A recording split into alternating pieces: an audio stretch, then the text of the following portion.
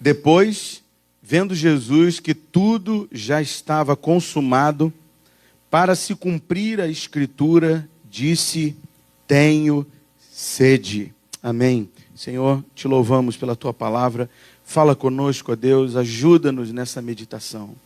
Ajuda-nos, ó Deus, a meditar na tua palavra, literalmente na tua palavra, na palavra proferida no Calvário, na palavra proferida neste grande deserto que teu filho está enfrentando, neste caos, nessa tragédia, no Gólgota, no Monte da Caveira, no lugar de morte, na cruz, nesse objeto de tortura. Senhor, no meio desse completo abandono, ou aparente abandono, o Pai estava presente e o Filho jamais ficou desamparado. Teve sede como qualquer um de nós teria, mesmo sendo Ele a fonte da água da vida. Senhor, ajuda-nos, Senhor, a termos o mesmo sentimento que houve no Teu Filho. Ajuda-nos, ó Deus, no nome de Jesus. Amém. Pode tomar seu lugar, querido.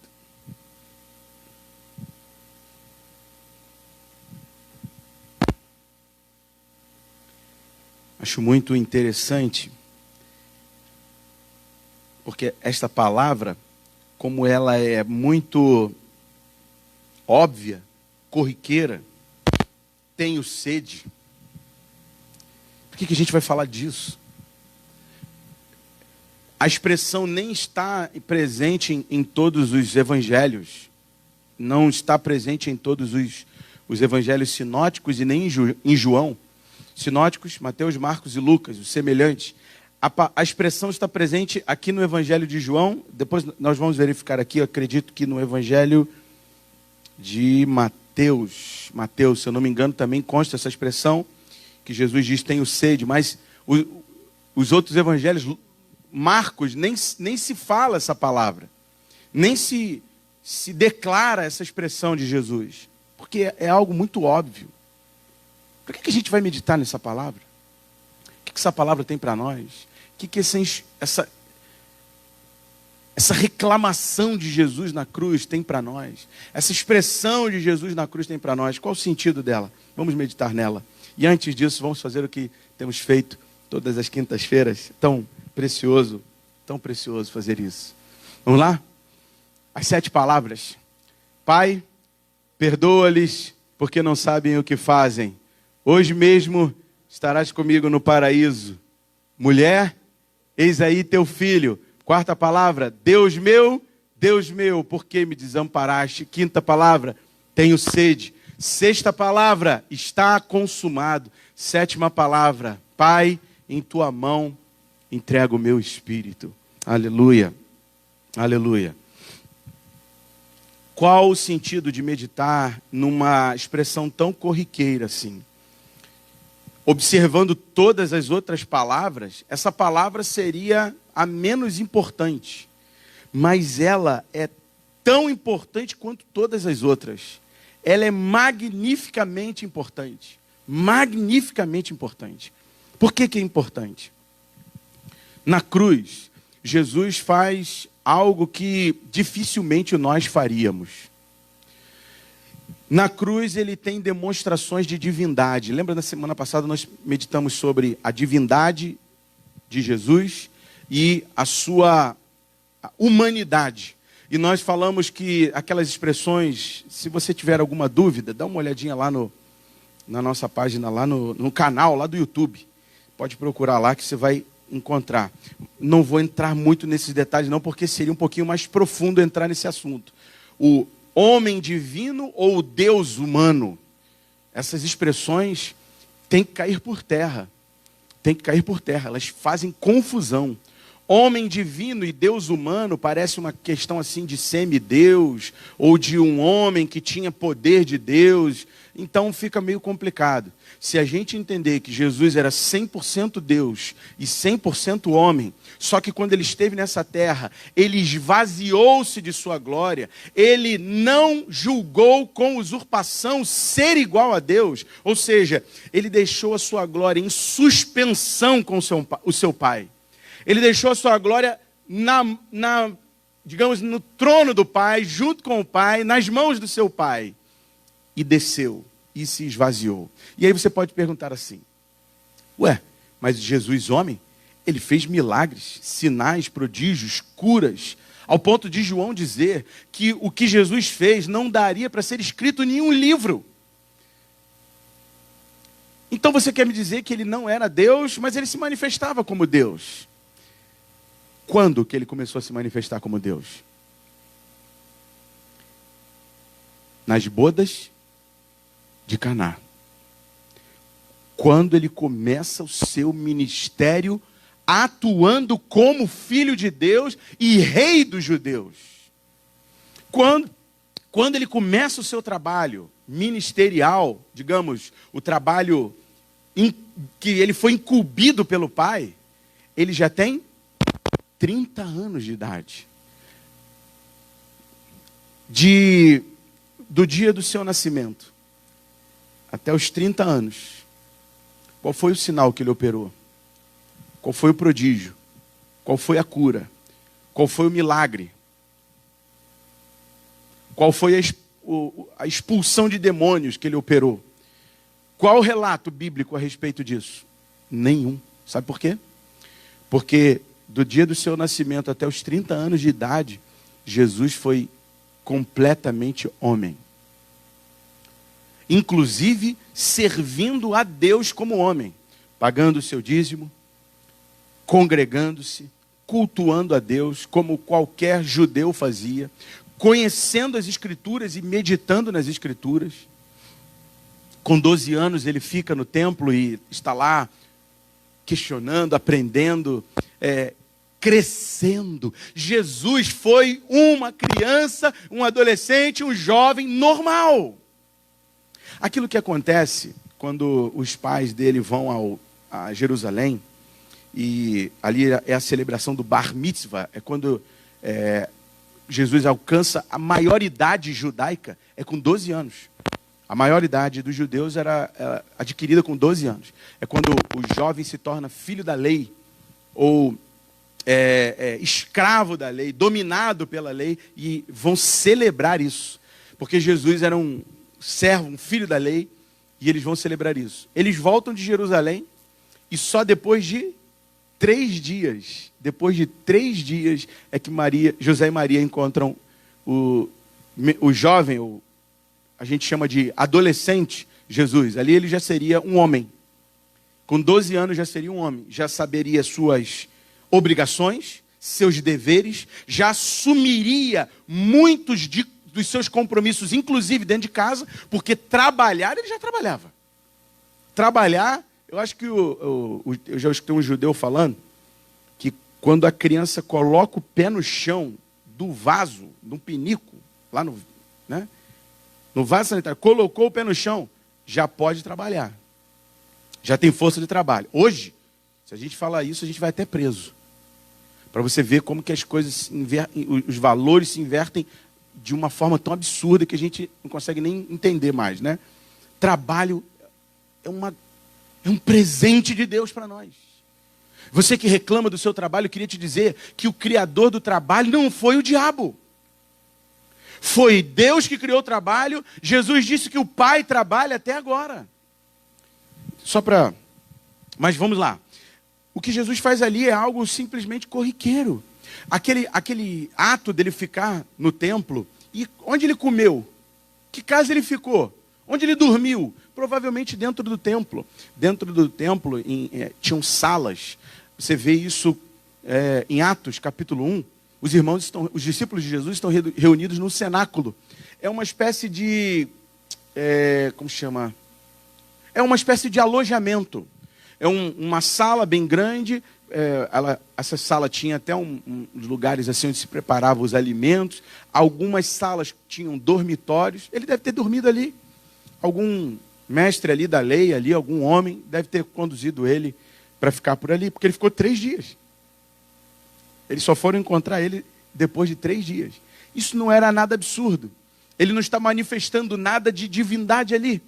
Qualquer jovem da idade dele faria a mesma coisa. Ao ponto de, o evangelista diz, Lucas diz assim, Jesus crescia em graça. Ou seja, estava se aprimorando, estava conhecendo. Ele não nasceu sabendo tudo.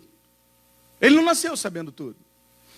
Quando ele faz certa idade, aí sim, ele lê a palavra de Deus e ele diz, o Espírito do Senhor está sobre mim, pelo que me ungiu a pregar.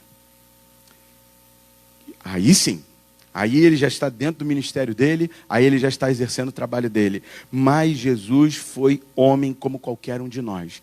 E ainda no seu trabalho ministerial, ele não fez uso dos seus poderes para fins escusos. Ele não fez uso dos seus poderes para qualquer questão assim, vamos lá. Foi batizado nas águas. Jesus foi batizado nas águas. O homem que nunca pecou, cumpriu. Ele disse para João, eu preciso cumprir toda a lei de Deus. Eu vim fazer toda a vontade do meu Pai. Sabe o que significa? Veja comigo, por favor, de novo. Versículo 28. Depois, vendo Jesus que tudo já estava consumado, significa que aqui são as suas últimas palavras mesmo. Ele já está à beira de morrer, de falecer, de padecer completamente. Depois, vendo Jesus que tudo já estava consumado, ou seja, no final do período, das horas de dor e sofrimento, você pode ler para mim o restante? Pode ler para mim? Por favor, todos juntos. Para se cumprir a Escritura. Sabe o que significa isso aqui? Jesus era minucioso. Jesus não esqueceu de nenhum detalhe. Jesus faz questão de cumprir tudo o que disse as Escrituras a seu respeito. Tudo o que foi dito a seu respeito, ele cumpriu. Para se cumprir a Escritura. Jesus está desejando cumprir cada detalhe, integralmente, completamente. Isso é inteireza de coração. Nós hoje em dia, a igreja hoje em dia, a gente nem pensa mais nisso. Estava lembrando, deve ter mais ou menos um mês, pastor Fernando pregou aqui sobre inteireza de coração. Esse assunto é crucial para nós. E nós tratamos esse assunto como... Não, a gente não precisa ser tão assim, radical assim. A gente não precisa ser tão detalhista assim. A gente não precisa ser tão santo assim. Ah, não. E o que você ouviu aqui no domingo pela manhã? Que está... Aliás, olha que coisa curiosa. Há quem pense que as últimas palavras de Jesus tenham sido: ide por todo o mundo e pregai o evangelho por toda criatura, a toda criatura. Essas foram as últimas palavras de Jesus? Não. Que coisa fantástica. Onde estão as últimas palavras de Jesus? Qual o livro de um apóstolo que era um menino quando ele ouviu ide por todo mundo? Qual o livro que diz que esse apóstolo está preso na ilha de Patmos, idoso, ancião, e ele ouviu quem? Quem estava falando com João na ilha de Patmos? Quem estava falando com João na ilha de Patmos? Jesus. As últimas palavras de Jesus estão em Apocalipse. A última palavra de Jesus não é ide por todo mundo e pregai o evangelho. As últimas palavras de Jesus, quer ver comigo as últimas palavras de Jesus? Vou ler para você. Apocalipse 22, vai lá. Nós lemos no domingo. Última palavra de Jesus.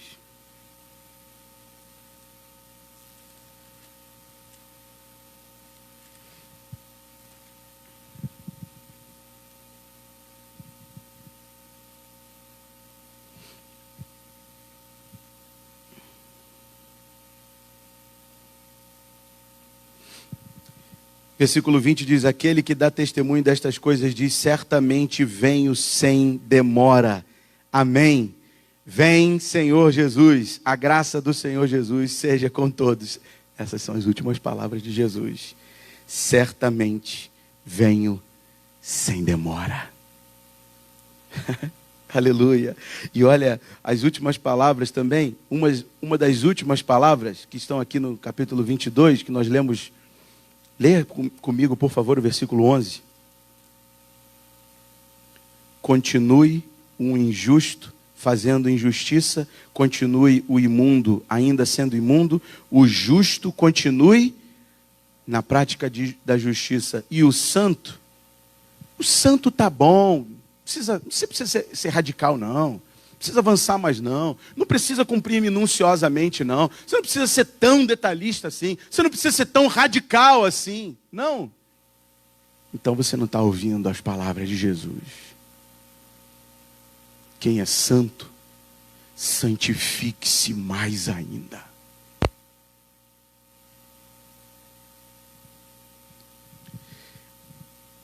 Essa palavra tenho sede Jesus mostrando para nós: cumpra cabalmente a palavra do meu Pai. Cumpra plenamente. Cabal significa inteiro. Cumpra completamente, absolutamente, inteiramente a palavra do meu Pai. Não deixe faltar nenhuma vírgula, nem o tio. E Jesus disse isso no Evangelho de Mateus, capítulo 5. Ele disse: eu não vim revogar a lei. Eu não vim tirar nenhuma vírgula, nem um tio da lei.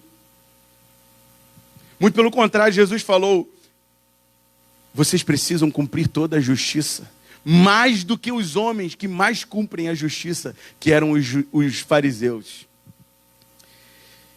É preciso ter completa atenção à palavra de Deus. É preciso entender que a necessidade de sermos radicais é urgente. A necessidade de ser radical em Cristo, no Espírito, na palavra, na oração, no testemunho, na fé, na pureza, é urgente. A necessidade de eu e você sermos padrão do reino de Deus é urgente. Isso não é uma opção para nós. Não é assim: não, você não precisa ser tão assim, não. Quem sabe você ouve isso. Preste bem atenção. Quem sabe você ouve isso até mesmo dos seus pais. Não, a gente não precisa ser tão assim também não. Não precisa ir tanto assim na igreja não. Não, a gente não precisa ser tão fiel assim também não. Quem sabe você ouve isso dos seus pais. E eu vou ir além. Pais que conhecem a palavra de Deus, mas me parecem que não estão conhecendo as últimas palavras de Jesus. Se seu filho é mais santo que você, pai, aprenda com ele.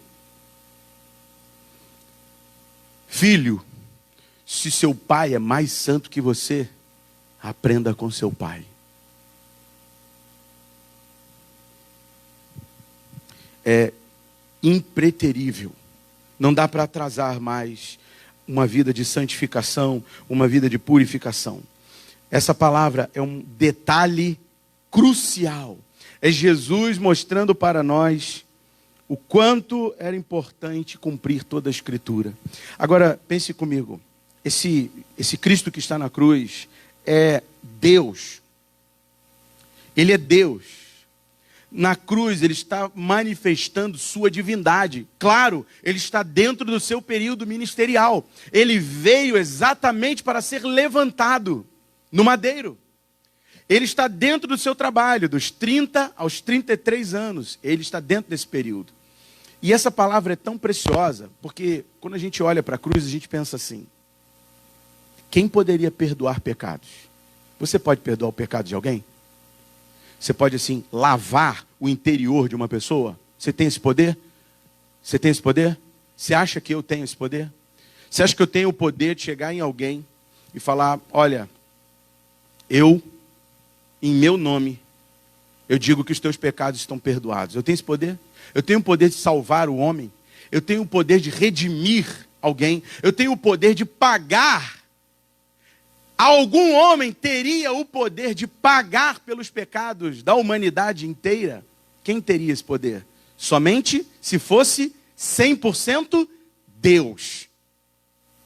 Qual é a primeira palavra da cruz? Pai, perdoa-lhes. O Filho de Deus agora se manifesta exatamente como Filho de Deus. Perdoa-lhes.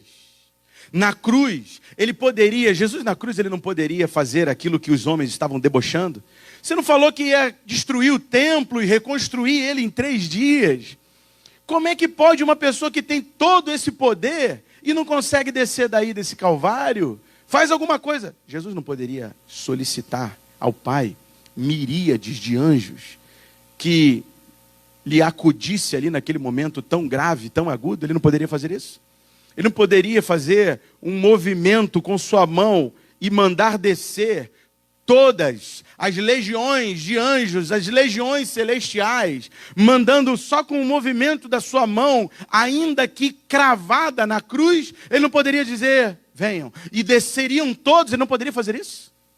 Ele fez isso? Ele fez isso? Ele não fez não, tá? Alguém viu todos os anjos descendo, acudindo ele, tirando ele do Calvário? Alguém viu isso? Não. Mas ele não poderia? Poderia. Ele na cruz, ele não julgou com usurpação. Ele não usou seu poder. Ele não fez uso da sua glória. Mas ele estava manifestando divindade, perdoando pecados. Eu queria te perguntar uma coisa. Você, se estivesse na cruz, poderia dizer para um camarada que está do teu lado, hoje mesmo, estarás no paraíso comigo. Você poderia dizer isso?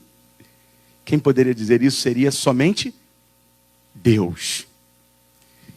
Ele é Deus na cruz. Ele é Deus na cruz. E essa palavra aqui, essa palavra tenho sede, ela é tão importante que ele é 100% Deus na cruz. Ele não é mais ou menos Deus. Ele não é metade homem, metade Deus. Ele é 100% Deus. E na cruz ele está dentro do ápice do seu trabalho, o auge, o clímax do seu trabalho era o madeiro. A conclusão de tudo era o madeiro, e para deixar tudo concluído da forma mais minuciosa possível, ele diz, para que se cumpra a Escritura. João fez questão de dizer, para que se cumpra a Escritura, Jesus disse, o quê? Tenho sede. Deus tem sede? Deus tem sede? Aliás, me desculpe fazer algo aqui, porque está ficando seco mesmo minha garganta. Deus tem sede? Você pode me responder? Deus tem sede? Não, meu irmão. Quem tem sede somos nós. Deus é a fonte da água da vida. Deus é a fonte. Jesus, com a mulher samaritana, o que ele disse? Aquela mulher, você sabia que ela pensou que Jesus estivesse seduzindo ela? Ela pensou que Jesus estivesse dando uma cantada nela. Ela chegou a se assustar. Ela falou, meu Deus. Ele falou, se você bebesse da água que eu tenho, você nunca mais voltaria a ter sede. Agora você imagina, aquela mulher era prostituta. No mínimo, adúltera. Mas a que se diga que ou prostituta ou adúltera. Você lembra que Jesus falou para ela? Ela falou assim,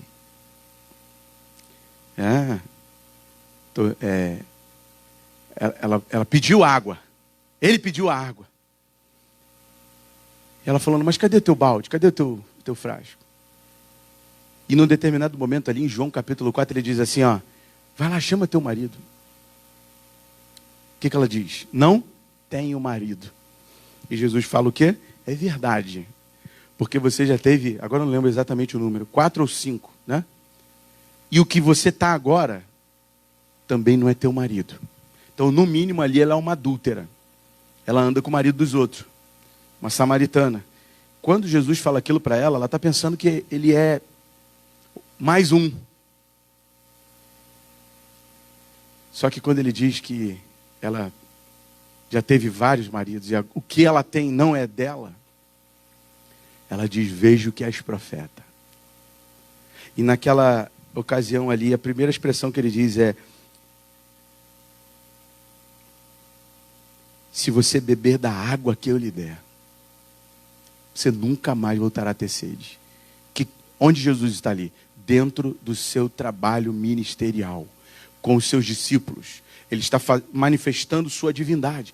Ele está manifestando seu trabalho como um filho de Deus.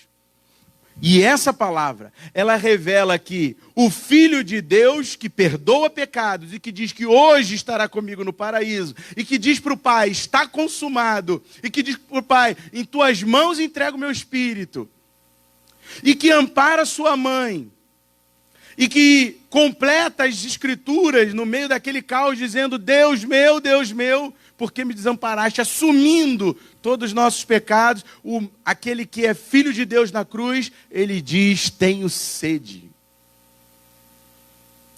O Filho de Deus na cruz é filho do homem também. Continua com sede, continua sofrendo como qualquer um de nós, continua manifestando sua necessidade como homem, como qualquer um de nós. Isso é para que fique claro que Jesus não é metade, um pouquinho Deus, um pouquinho homem. Não, ele é 100% Deus, 100% homem. É o verbo que se fez carne. Para a gente entender isso perfeitamente, nós vamos lá em Filipenses, mas eu queria que você pensasse numa coisa. Isaías capítulo 9. Não abra não. Isaías capítulo 9, versículo 6. Você sabe esse versículo de cor? A gente canta esse versículo o tempo todo. Porque um menino nos nasceu, um filho se nos deu. O governo está sob seus ombros, e o seu nome será Maravilhoso Conselheiro, Deus Forte, Pai da Eternidade, Príncipe da Paz. Meu irmão, já percebeu isso aí? Já percebeu o que a gente falou ali? Nós falamos as duas características de Deus, de Jesus: Filho do homem e Filho de Deus. Um menino nos nasceu, um filho se nos deu. Quais são os... são um menino e um filho. São seres que automaticamente a gente já pensa, são seres dependentes. Um menino, um filho. Agora, imagina um menino, um filho homem. É um ser dependente. É um menino, filho do homem, filho de carne e osso. Precisa dos cuidados dos seus pais. Você consegue pegar uma criança, largar ela... Eu não sei se aquela história do Mowgli é verdadeira. Eu nem sei até hoje. Largou o garoto no meio dos lobos, não é isso? E aí os lobos... É isso mesmo? O lobo que criou? Ou foi o macaco? Agora eu nem lembro. Mas também tem nada a ver. Só para... Eu não acredito muito, não. Eu já ouvi uma história aí de uma loba que deu de mamar para um garoto. Eu acho que... Garoto não é igual cachorro, não, gente. O cachorro já automaticamente vai procurar lá a tetinha da mãe, da cachorra, da cadela. Mas a criança vai ficar atrás da teta da loba? Muito estranho. Eu não acredito, não. Agora imagina isso. Eu estou falando isso para dizer o seguinte. Jesus se fez esse ser absolutamente dependente. O Filho de Deus, o Criador dos céus e da terra, o dono da palavra, o que deu a palavra e cumpriu a palavra, ele se fez um menino, um filho menino, um ser dependente, um homem formado à imagem e semelhança de Deus. O Criador do homem, que fez o homem do pó da terra, se fez pó. O oleiro se fez o próprio barro. aquele que dá forma ao vaso, ele se tornou o vaso. Isso é tremendo. Isso é tremendo. E olha o que diz lá: um filho vos nasceu, um menino vos nasceu, um filho se nos deu. 2 elementos humanos. E olha os nomes de Jesus: maravilhoso conselheiro, Deus forte. Consegue imaginar Deus forte? Pai da eternidade, nos braços de Maria. Maria lá. Olha o Pai da eternidade, nos braços de Maria. Isso é maravilhoso. Já é o profeta mostrando que ele era 100% homem, 100% Deus. Mas esvaziou-se de sua glória. Eu estou fazendo questão de inculcar isso na sua cabeça, para que você não fique achando que Jesus é um ser mitológico, que Jesus é um semideus. Não. É muito mais precioso, é um mistério muito mais glorioso do que a gente pode imaginar. E eu quero encerrar lendo contigo Filipenses capítulo 2. Bispo Walter, ou melhor, o nome dele é Walter, mas é o Bispo Roberto. Ele diz que esse texto aqui é uma obra do Espírito na vida do apóstolo Paulo. Ele diz que é Paulo explicando o inexplicável. Filipenses capítulo 2. É bom demais. O apóstolo Paulo aqui, na igreja que lhe deu mais alegria, Filipos, na Macedônia. Nessa igreja aqui, Paulo trouxe à tona a explicação do inexplicável, a explicação do mistério mais glorioso. Um homem, um Deus que se esvazia da sua glória e se faz homem. Meu Deus, vamos lá. Versículo 5. Tende em vós o mesmo sentimento que houve também em Cristo Jesus. Pois ele, subsistindo em forma de Deus, não julgou com usurpação ser igual a Deus. Antes,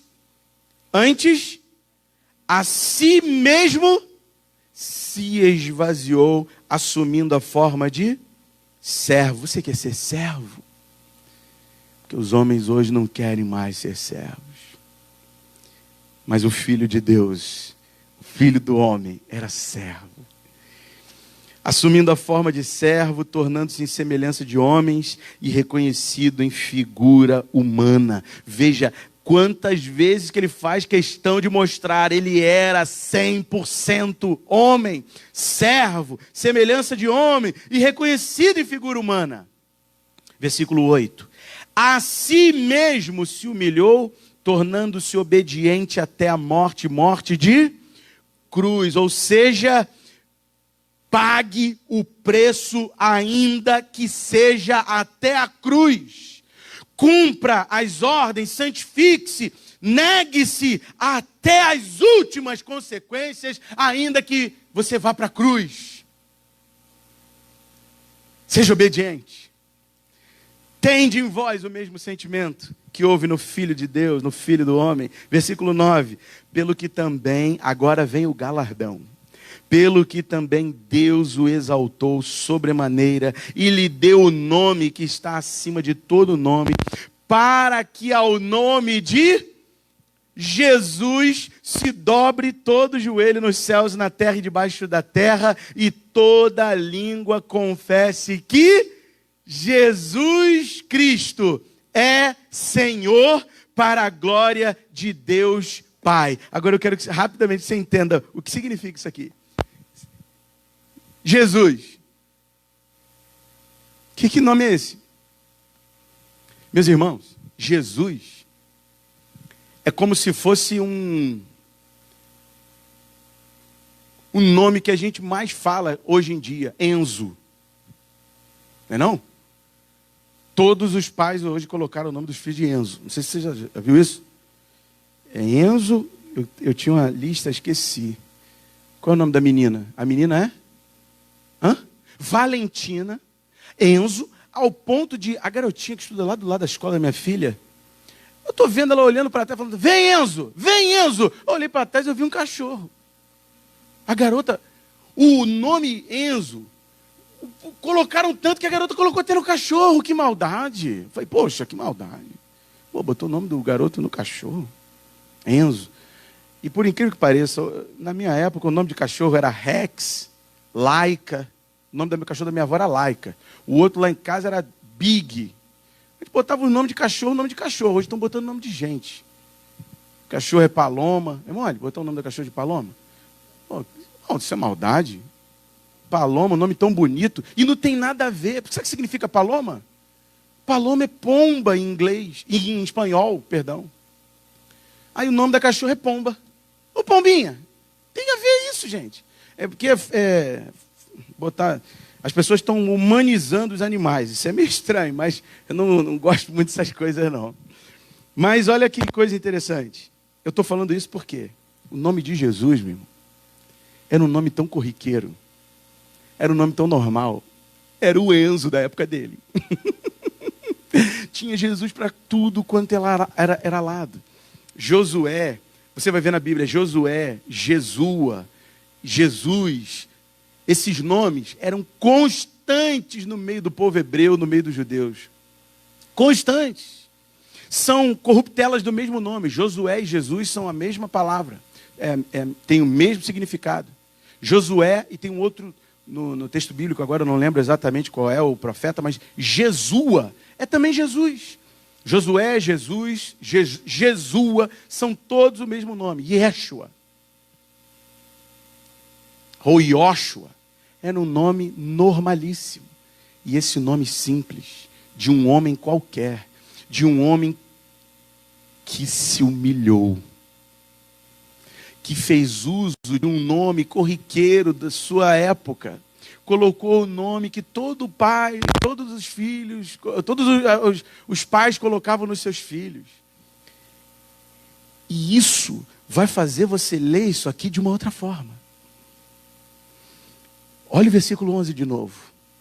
E toda língua confesse que Jesus Cristo é Senhor para a glória de Deus Pai. O nome mais simples, o nome mais corriqueiro, agora é o Cristo, o Messias, o Jesusinho, o Yeshuazinho, filho de José. Você lembra o que os seus familiares diziam? Esse aí é o Messias? Esse daí é o filho do carpinteiro, é o Yeshuazinho. É Yeshua. É filho do carpinteiro lá, é o filho do José e da Maria. Que isso? Daí não faz nada. Isso aí é Deus aonde? É isso. Essa foi a proposta de Deus.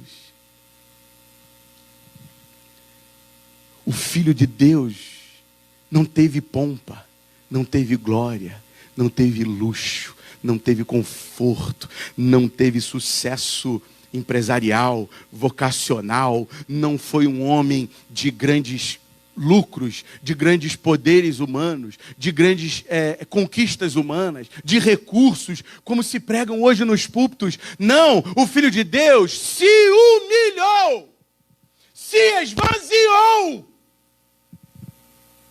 E o que o apóstolo Paulo está ordenando para a igreja de Filipos é: tenha em vós o mesmo sentimento que houve no Filho de Deus. Seja simples, seja humilde, abaixa a tua bola, quebra o teu ego, renuncia, esvazie-se.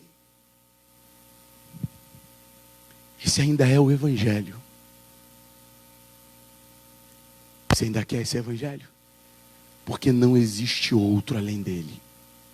Os outros evangelhos, os evangelhos que dizem: vamos conquistar, vamos tomar posse, vamos enriquecer, vamos progredir, vamos ser relevantes. A igreja nunca foi relevante no mundo, meu irmão. O mundo odeia a igreja.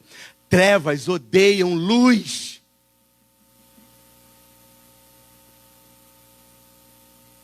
Trevas odeiam luz.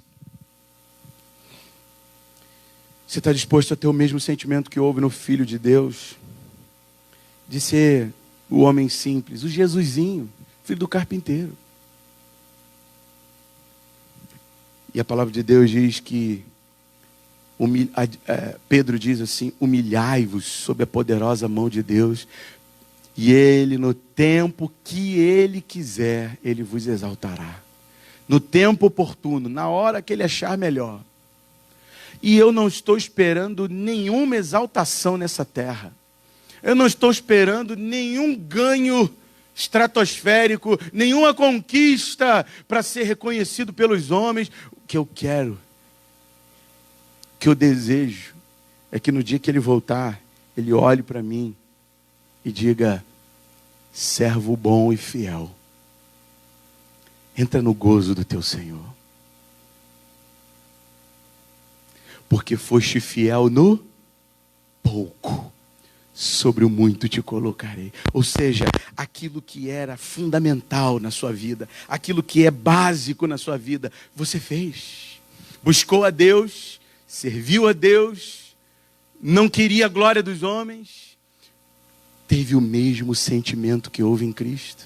Se você fizer isso, no último dia você vai ouvir: venha, servo bom e fiel. Foi fiel no pouco? Foste fiel naquilo que eu coloquei na tua mão, você não abriu mão. Santificou-se ainda mais. Purificou-se ainda mais. Então entra no gozo do teu Senhor.